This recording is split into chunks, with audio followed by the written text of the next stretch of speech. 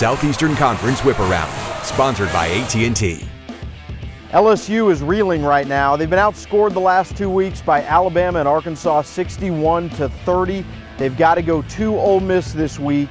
The Rebels are rested. It's a tough spot for LSU. They're out of the playoff race. They're not going to win the SEC West barring complete chaos. And now Leonard Fournette's Heisman bid is likely in danger. As for the Rebels, their big goal at the end of the year is the Egg Bowl. If they can beat LSU at home, it will give them a lot of momentum.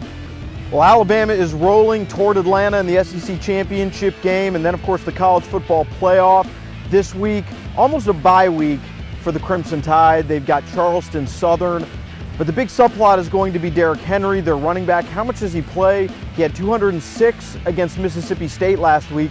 That likely puts him in the front-runner's position for the Heisman Trophy. If he can put up another big week against Charleston Southern, he will have solidified his status as the favorite. Texas A&M at Vanderbilt. At the beginning of the season, you would not have thought this game would be all that interesting, but the Commodores have been really good of late. They got a big win over Kentucky, and they are riding that defense. It's one of the best in the SEC. And that's going to be a big problem for Texas A&M. Still a team that you don't trust offensively right now. Watch out, Aggies. This may be a problem. Mississippi State goes to Arkansas, and this is a really tough spot for the Bulldogs. They're coming off that loss to Alabama. They got physically beat up. It's going to be tough now to turn around and go to Arkansas, a team that's probably playing as well as anyone in the SEC besides Alabama. Brett Bielema did this last year, started slow, finished fast.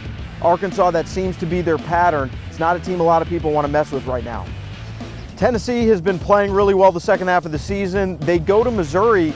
Now, the question here is, will Missouri be able to sustain that wave of emotion that lifted them to a victory over BYU last week? Their head coach, Gary Pinkel, announced that he is retiring, facing lymphoma, and Missouri, their defense is certainly good enough to hold down Tennessee, but offensively, can they score enough touchdowns? Will that momentum carry over? We'll have to wait and see.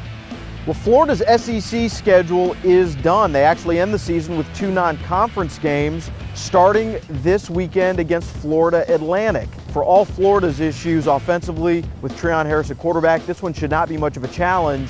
The big question for Florida is, can they kind of reach another peak here toward the end of the season? They're going to play Florida State to end the regular season. Then they come to Atlanta to likely face Alabama in the SEC championship game. There's still an outside shot that Florida could be in the college football playoff, but they're going to have to score more points than they did for most of November.